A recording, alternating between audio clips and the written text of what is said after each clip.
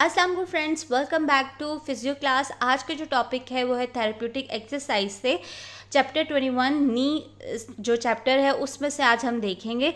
लेकिन आज का जो टॉपिक है वो पिछली वीडियो जिसका लिंक आपको ऊपर कार्ड में शो हो रहा है उसमें मैंने कुछ पार्ट इसका समझाया था और आगे वीडियो स्टॉप हो गई थी और आगे वीडियो नहीं चल रही थी। मुझे बहुत से कमेंट्स आए थे मैडम कि आगे वीडियो नहीं चल रही, तो मैंने उससे आगे जो वीडियो नहीं चल रही थी उसको आज मैंने इस टॉपिक में इस वीडियो में समझाना है। तो आपने इस वीडियो को एंड तक देखना है। इसमें जो टॉपिक्स हम देखेंगे वो है पेटेलर कंप्रेशन। इससे पहले जो मैंने आप लोग को पेटेलर फंक्शन के बारे में उस वीडियो में समझा दिया था। पेटेलर कंप्रेशन भी मैं समझा रही थी लेकिन वीडियो आगे स्टार्ट नहीं हो रही थी, तो हम पेटेलर कंप्रेशन से देखेंगे कि क्या इसमें क्या बात लिखी हुई है और इसमें क्या क्या इंपॉर्टेंट चीज़ें हैं। आपने वीडियो एंड तक ज़रूर देखनी है और इस वीडियो को लाइक ज़रूर करना है और शेयर ज़रूर करना है और मेरे चैनल को सब्सक्राइब करें ताकि आपको इस तरह का कंटेंट मिलता रहे। अब हम अपना टॉपिक स्टार्ट करते हैं, पेटेलर कंप्रेशन। इससे पहले जो मैंने टॉपिक्स कवर किए हैं उनका लिंक ऊपर आपको कार्ड में शो हो रहा होगा, तो आप वहां से जाके उन वीडियोस को देख सकते हैं। अब हम बात करते हैं पेटेलर कंप्रेशन होता क्या है।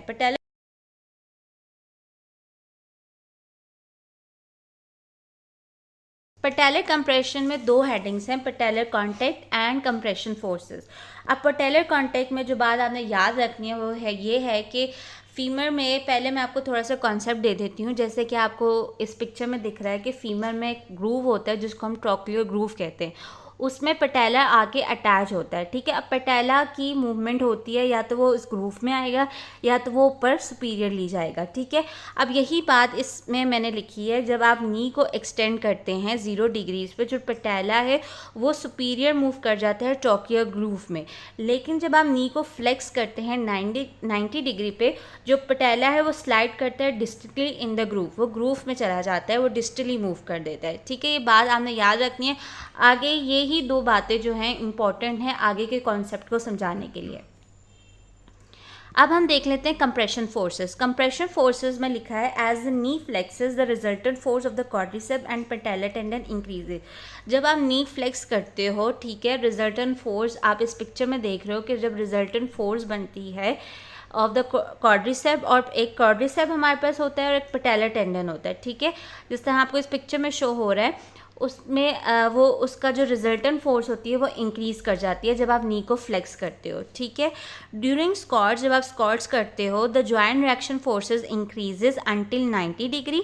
ठीक है, then decreases because the quadricep tendon make contact with the trochlear groove. ठीक है, जब आप स्क्वाट्स करते हो तो आपका जो रिएक्शन फोर्स होता है, रिजल्टेंट फोर्स होती है, वो 90 तक इंक्रीज करती है, जैसे हमने पहले बात की। लेकिन क्या होता है, जब क्वाड्रिसेप टेंडन ट्रोक्लियर ग्रूव के साथ मिल कांटेक्ट कर लेता है तो वो रिजल्टेंट फोर्स जो होती है वो डिक्रीज कर जाती है।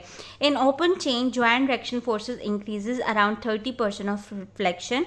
जब आप ओपन चेन एक्सरसाइज करते हो या ओपन चेन में क्या होता है कि जो आपका डिस्टल लिम्ब है वो ग्राउंड के साथ अटैच नहीं हो रहा था। ठीक है, तो ज्वाइंट रिएक्शन फोर्स इंक्रीज कर देती है अराउंड 30 डिग्री ऑफ फ्लेक्शन। जो रिएक्शन फोर्स होती है वो इंक्रीज कर जाती है फ्लेक्शन में।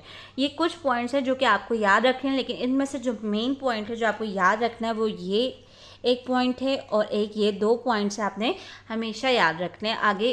अब नेक्स्ट हेडिंग थी मसल फंक्शन। मसल फंक्शन जो है ये बहुत ही इंपॉर्टेंट कॉन्सेप्ट है, इसमें इसको समझना बहुत ज़रूरी है। बच्चे अक्सर इसको स्किप कर देते हैं कि ये अनइम्पॉर्टेंट है, लेकिन इसका कॉन्सेप्ट जो है वो आपके क्लिनिक पॉइंट ऑफ व्यू से बहुत इंपॉर्टेंट है, तो आपने इसको अच्छे से समझना है। मसल फंक्शन, हम नी को पढ़ रहे हैं तो नी के जो एक्सटेंसर्स हैं वो होते हैं क्वाड्रिसेप फेमोरस मसल। ठीक है, क्वाड जो हैं वो नी के एक्सटेंसर्स होते हैं।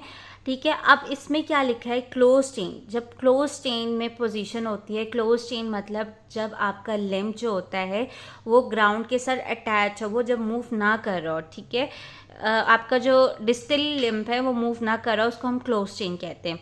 क्लोज चेन में जो हैमस्ट्रिंग और सोलियस गैस्ट्रोसिनेमस मसल्स हैं ये स्टेबलाइज कर रहे होते हैं ताकि जो लेग है वो एक्सटेंशन में रहे, वो आगे फॉल ना कर जाए। ठीक है, अब ये बात आपने याद रखनी है कि नी के एक्सटेंसर्स होते हैं क्वाड्रिसेप होते हैं, और क्लोज चेन में हमारे पास हैमस्ट्रिंग, सोलियस और गैस्ट्रोसिनेमस मसल जो काफ के मसल्स हैं वो उसको स्टेबलाइज कर रहे होते हैं।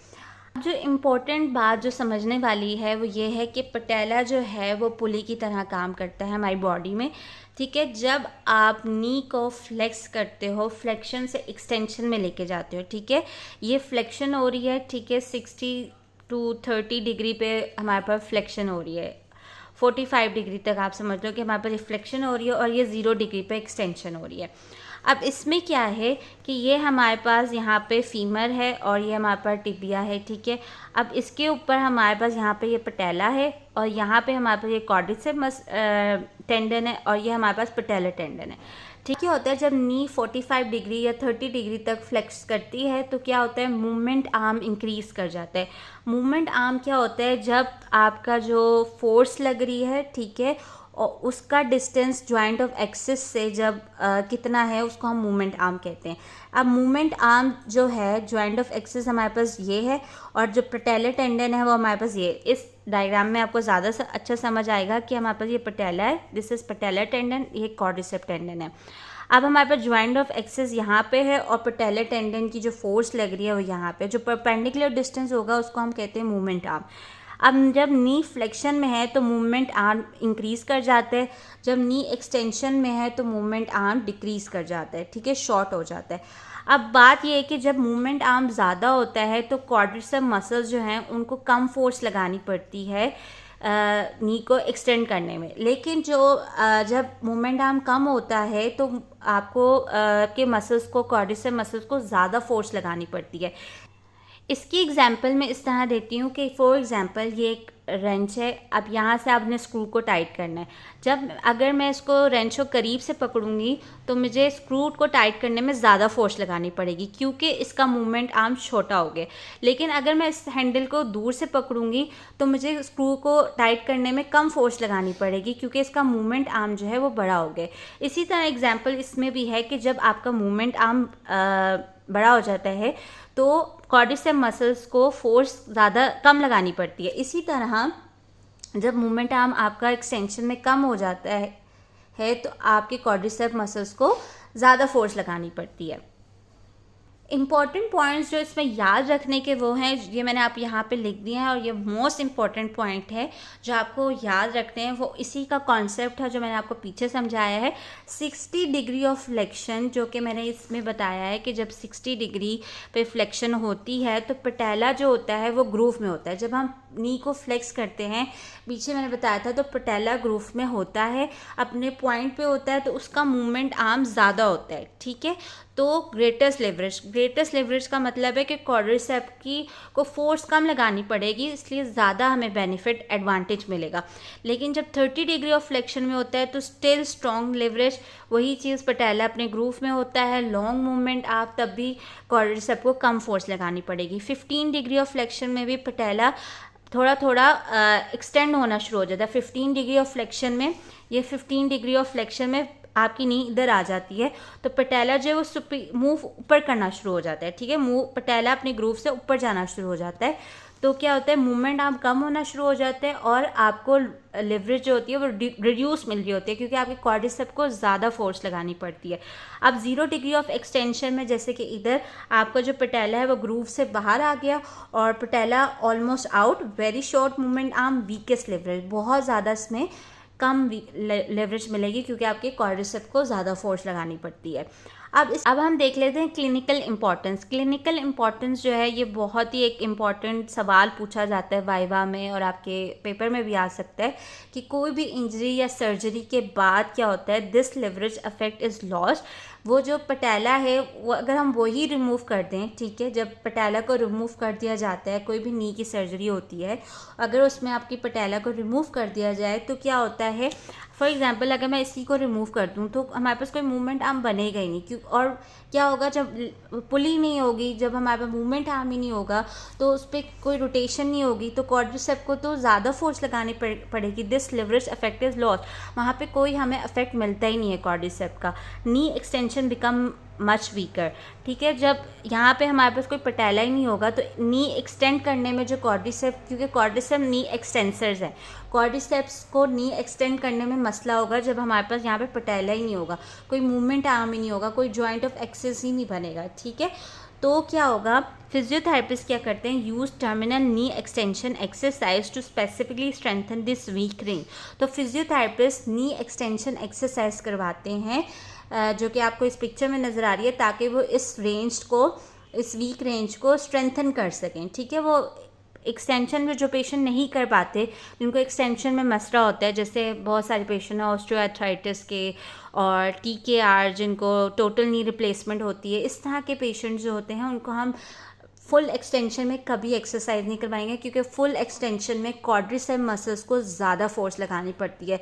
पेशेंट पहले ही पेनफुल कंडीशन में, हम उसको और ज़्यादा फोर्स लगाएंगे तो उसको और ज़्यादा पेन होगा। इसीलिए हम उसको टर्मिनल नी एक्सटेंशन एक्सरसाइज करवाते हैं, ताकि उसकी जो वो फुल एक्सटेंशन एक्सरसाइज है वो स्ट्रेंथन हो सके, और फिर वो उसको हम फुल नी एक्सटेंशन एक्सरसाइज करवाते हैं।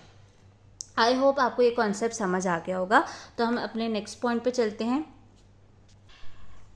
नेक्स्ट पॉइंट है डायनेमिक स्टेबिलिटी ऑफ द नी। दो तरह की स्टेबिलिटी होती है, पैसिव स्टेबिलिटी और डायनेमिक स्टेबिलिटी। पैसिव स्टेबिलिटी क्या होती है कि जब आप रेस्ट पे हो, जब आप ऐसे ही बैठे हो, तो आपके जॉइंट्स को स्टेबिलिटी चाहिए होती है।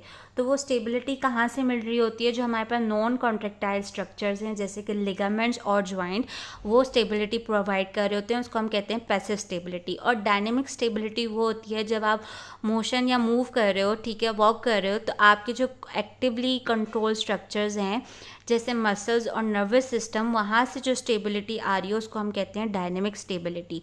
ठीक है, तो इसका मतलब ये हुआ, it involves motor control of the neuromuscular system to coordinate muscle activity around the joint.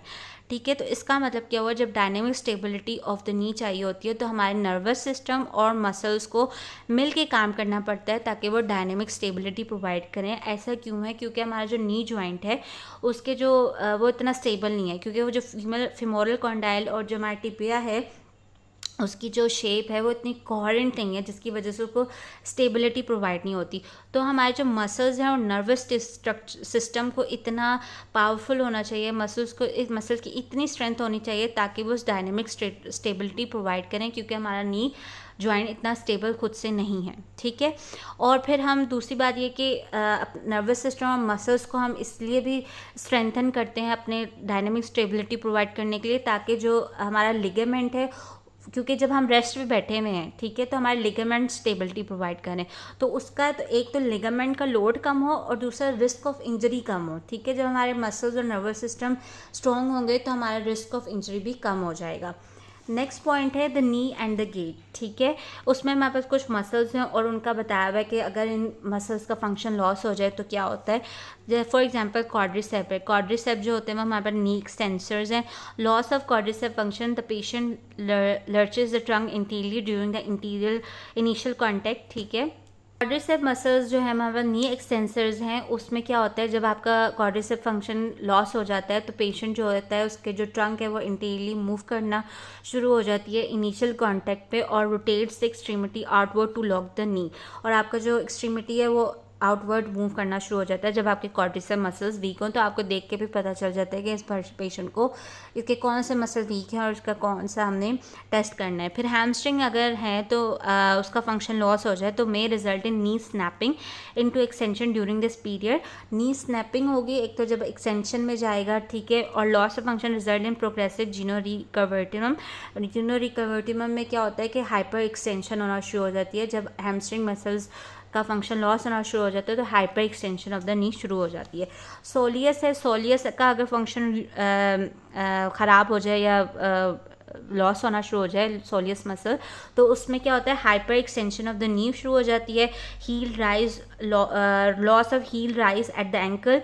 ठीक है, हील राइज जो होती है वो लॉस होना शुरू हो जाती है। Slide dropping of the pelvis on that side during the pre swing phase, और पेल्विस की स्लाइड ड्रॉपिंग भी शुरू हो जाती है ऑन दैट साइड। लास्ट है हमारे पास गैस्ट्रोसिनेमस। गैस्ट्रोसिनेमस का अगर फंक्शन लॉस होना शुरू हो जाए तो hyper extension of the knee हो जाता है, mostly hyper extension of the knee. हर हमने देखा है हर मसल में हो रहा था, क्योंकि ये आपस में हेल्प कर रहे होते हैं muscle. Loss of planter flexion during the pre swing phase, और प्लांटर फ्लेक्शन भी लॉस होना शुरू हो जाता है क्योंकि गैस्ट्रोसिनेमस काफ मसल है। फिर हमारे पास हिप एंड एंकल इम्पेयरमेंट है। हिप एंड एंकल इम्पेयरमेंट इसलिए है नी में कि नी जॉइंट जो है हमारे पास हिप से भी जुड़ा हुआ है और एंकल से भी जुड़ा हुआ है। अगर इन दोनों में कोई मसला हो तो हमारे पास नी जॉइंट जो है उसमें वो हमारे पास उसमें भी पेनफुल कंडीशन शुरू हो जाती है। अब हम देख लेते हैं हिप फ्लेक्शन कॉन्ट्रैक्चर्स।